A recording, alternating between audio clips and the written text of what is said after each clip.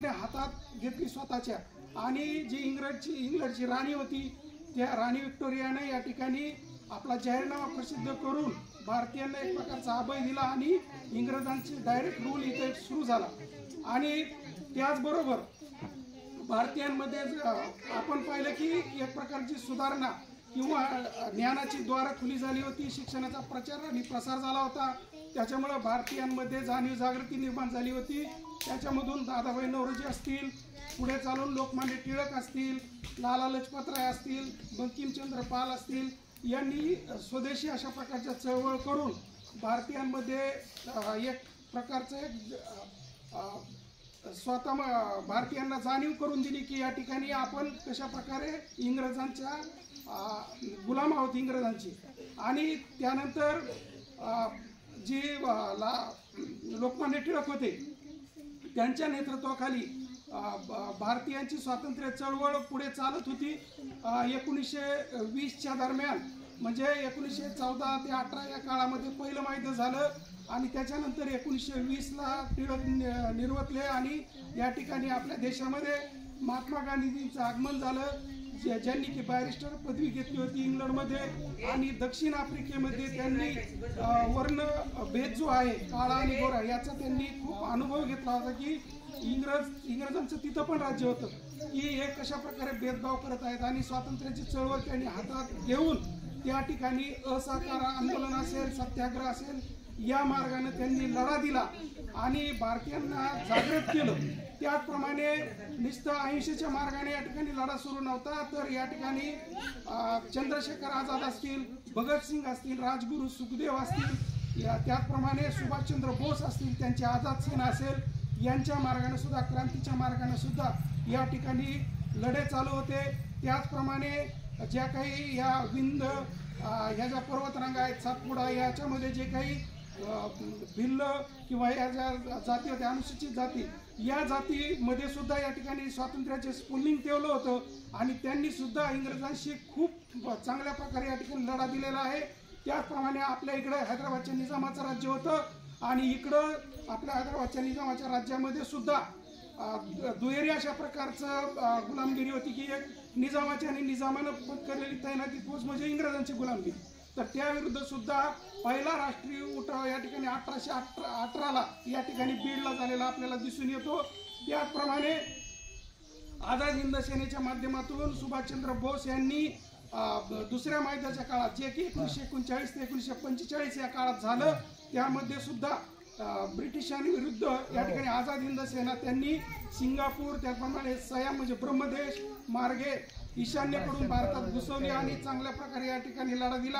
आणि ज्यावेळेस 1945ला महायुद्ध संपलं त्यावेळेस इंग्रज हे एक प्रकारचं जर्जर अशा प्रकारचं राष्ट्र झालं आणि त्यांच्या असं लक्षात आलं की आपण या ठिकाणी आता वसाहतीचं जे काही राज्य आहे हे चालवू शकत नाही। आणि इंग्रज हे उदारमतवादी होते आणि उदारमतवादी पक्ष त्या ठिकाणी पार्लमेंटमध्ये सत्तेत आला होता आणि त्यांनी सांगितलं की आपण या ठिकाणी भारताला स्वातंत्र्य नक्कीच देऊ आणि तशा प्रकारचे त्यांनी कमिशन या ठिकाणी पाठवले।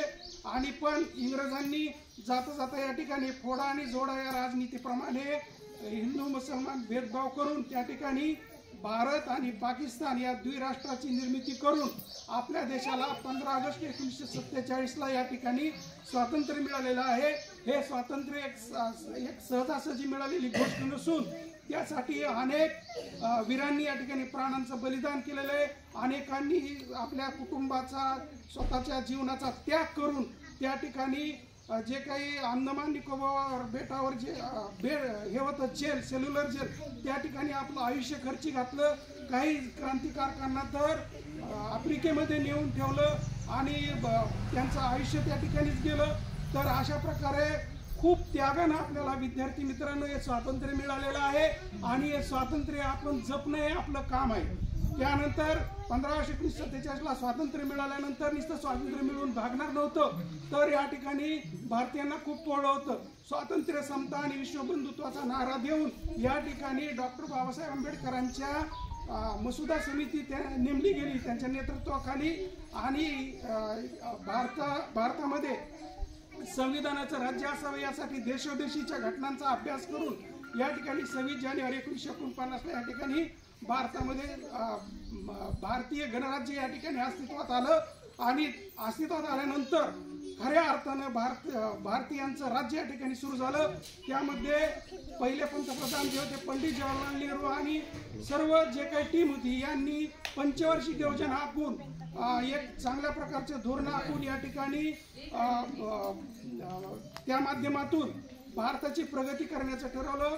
भाकरा नानगल असेल, त्याचप्रमाणे हिराकुंड असेल, यासारखे प्रचंड मोठे धरणं बांधले।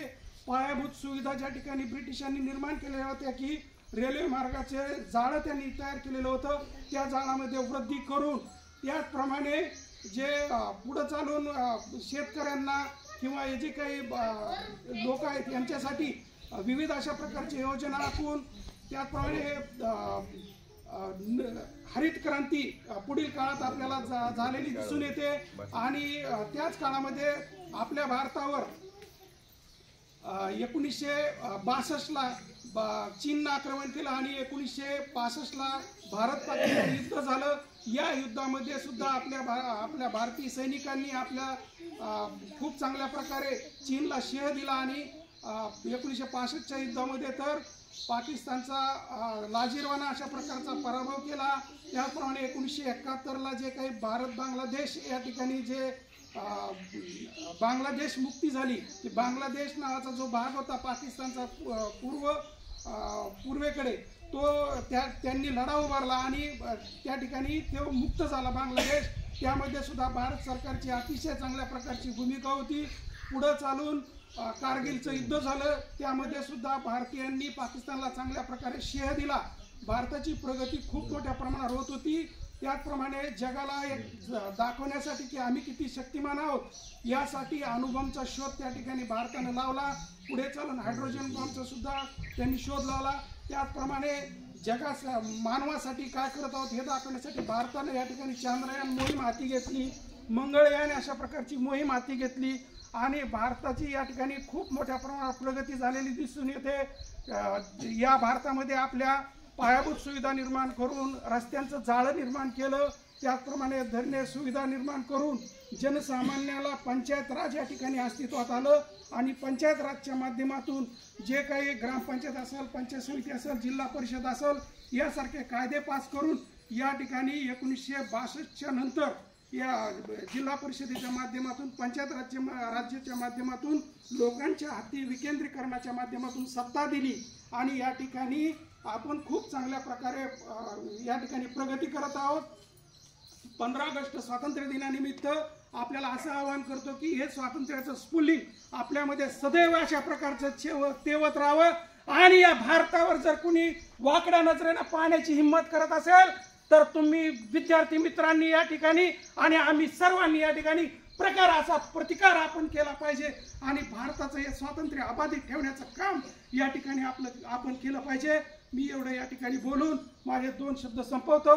जय हिंद, जय महाराष्ट्र। यानंतर